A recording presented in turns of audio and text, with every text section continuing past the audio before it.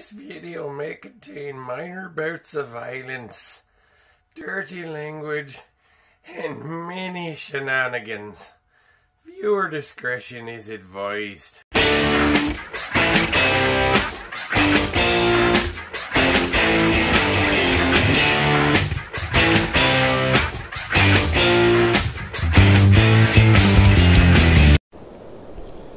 First up in the mid-heavyweight category, Kenny.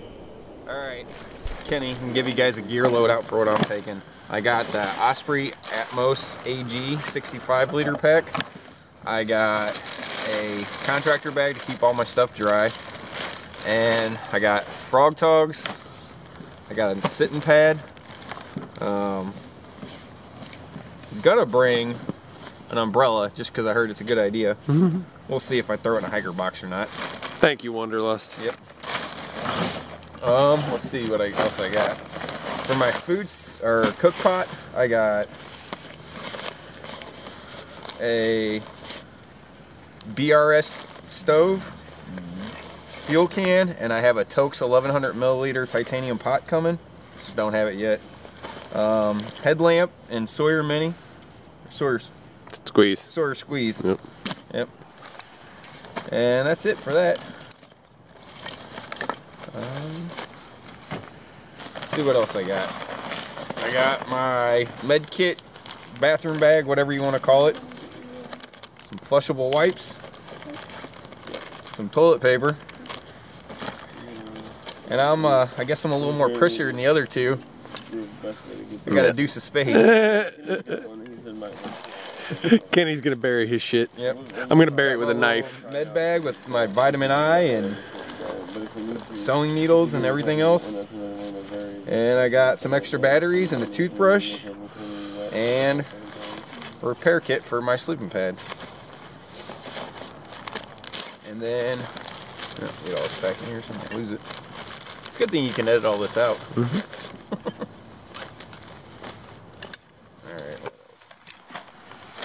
As far as what I'll be wearing, to start out, I'm gonna have long sleeve shirt. It's an Explorer brand. I have no idea where it came from. It's soft and warm. And then some long ex officio pants that I found at the store. Actually at Goodwill. And then a pair of darn tough socks to hike in. And just a pair of cheap and one boxers. Alright. And then for another layer, I got a down vest on top of the down coat that I got. So I can wear both of those. And then there's the handle. And then here's my clothes bag. It's a dry bag. He also has the AquaQuest dry bag sets. We both got the same one. I just got the OD green ones. Yep. Yeah, we didn't want to look like Butt Brothers or some bullshit. Yeah. So I got a pair of Arctic Extreme fleece socks for sleeping in. Keep my feet warm. I got 2 extra pairs of darn tough socks. I have a Russell synthetic shirt. Pair of camp shorts, laundry shorts when I'm washing the rest of my clothes. Another pair of boxers. And then I have some wool gloves. Keep my hands warm if it gets cold. Another handkerchief. And then for my base layer, I just got a pair of thermal Russell fleece pants and fleece shirt. And that's all my clothes. Oh, and then I have balaclava. Just keep my head warm. Aye, that fresh Mediterranean pastry, aye. Yep, that's right.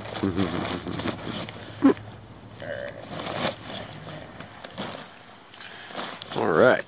Yeah, that's good enough, I guess. You want to do your sleep system too? Yeah. Yeah. Alright, we'll go over here and take a look at what I'm going to sleep in. For my tarp, I got a Kelty Noah's 12 tarp. They're not waterproof, they will mist through and leak when a heavy downpour, so I soak it in denatured alcohol and silicone, and then now it's waterproof. It won't leak anymore. And then for my hammock, I got a Perez hammock. It's about 11.5 feet long and about 6.5 feet wide. And then for my sleep pad, I have a Climate Hammock V. Nope. I got a Climate Hammock V sleep pad. Its R value is a 4.4, so it's good from about down to 5 to 10 degrees Fahrenheit. I got an Amsteel Ridgeline, and then I'm just using some cheap toe straps for the suspension system on some carabiners. Yep. And yeah, that's it. Yep, that is all. Next in the holy shit category is Patrick. Hey guys, Patrick here. We're gonna go over this obligatory gear video of all the stuff that we're bringing on the trail. See, because we're not these average, I'm gonna go spend $5 grand on gear type of guys. We can't do that. I mean, we're po folk, you know? We can't handle that. You can't buy a lot of expensive gear with chickens and tomatoes. Exactly. They don't fucking take that shit. All right. Now, all the people around here would trade us for chickens and tomatoes. We've all got mouths to don't feed. take that shit, so. Yep. No. So we bought mid-grade gear, most of us. You know, I mean, I can't speak for these other guys, but myself, I bought more mid-grade gear. So I'm gonna go run you through and see what we got. Oh, I got good. We're all hammock campers too. We can't sleep on the ground. I got top load. We're not ground-dwelling creatures, so we can't really freaking. Animals sleep on the ground. People can't do it. So we're hammock campers. So let me run you through what I got here. All right. So for my tarp, okay, I have the Chill Gorilla Fortress 2 Rainfly. Okay, and it's pretty long. It's 11'6" at the ridgeline. It weighs 1.7 pounds, I think. Comes with some pretty good stakes, some good the triangle aluminum stakes. It comes with, you know, some reflective guidelines, a lot of nice tie outs. It's got mid tie outs. It feels kind of thin to me. I don't think it's even 20D, to be honest with you, but it looks sufficient. It's got nice doors on the ends, you know, so that you can close yourself in and get a good cover. So I think I'm gonna be good with that. So let's go inside. Inside, I have, and I'm kind of a goofball, all right, so I have the Eno Double Nest LED hammock, so I can have ambient light at night and not have to burn up my headlamp all the time. Okay, I've got the Yukon Outfitters underquilt. I have a Pariah 15-degree ultra down top quilt. Okay, and I'm not a guy, I don't like the mummy bags, you know, a lot of us guys are like that, you know, Darwin, I know he's a top quilt type of guy, so, but it's good to go. So, other than that, I've got my trusty jacket. It's a Eddie Bauer goose down jacket. I think it's about 800 fill. As far as dry bags go, instead of a contractor bag, I like the contractor bags, but I feel like with the sleep system I have, it would just end up ripping a hole in it, and that would tear everything to pieces. You know, I mean, I don't want to do that. It would just become a pain in the butt in the end. All right, so I also have a Live Infinitely bug net for my hammock, and of course, the Sawyer Squeeze with a platypus bag, you know, gravity bag, but I've got the AquaQuest Rogue dry bag set, and I like it. Inside the pack to hold all my sleep gear, my whole entire sleep system, is going to be a 30-liter dry bag with my 20-liter dry bag going for food and basically being my bear bag, and then the 10 for my clothes and my camera gear and all that stuff.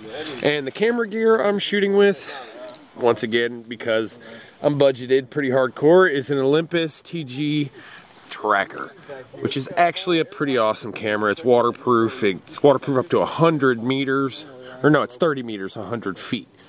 And I'm enjoying it. It's a pretty cool camera.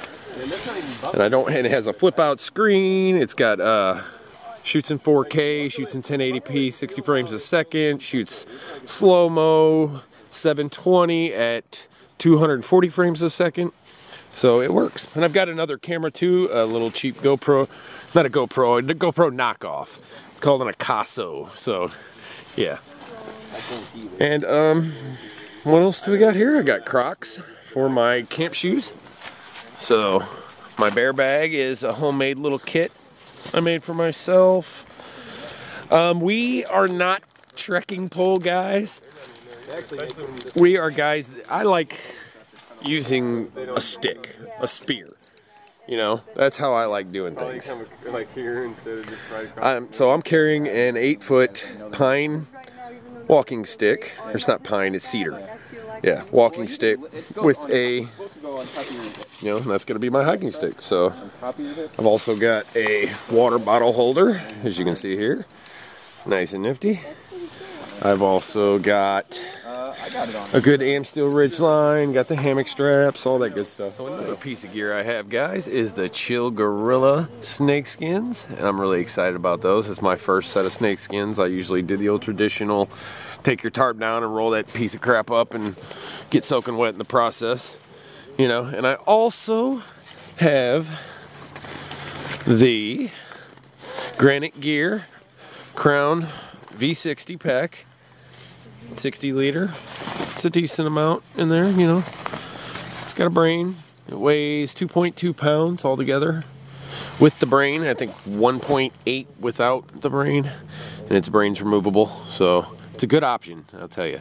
It's not as comfortable as the Osprey by far, but still is a good budget setup for you if you're looking to hike on a budget like me. I mean, I've spent, I think, $1,200 in gear as compared to where most people are spending $1,500, $2,000 upwards. You know, I mean, all that Z-Pack stuff. I would love to have some, but yeah, I'm not rich yet.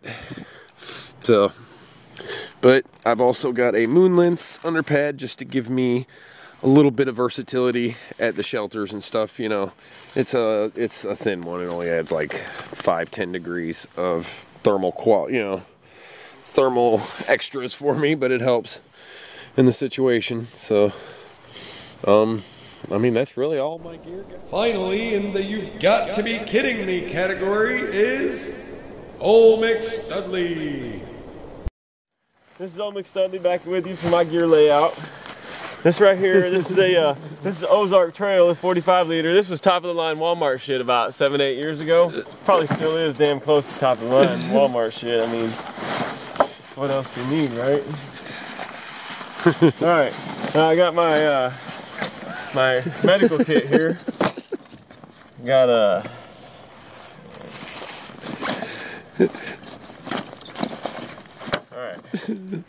yeah, we got. He's ready for open heart, people. Right, we got picks. We got ammonia smelling salts. I got several stitch kits. I only got one in here at the moment.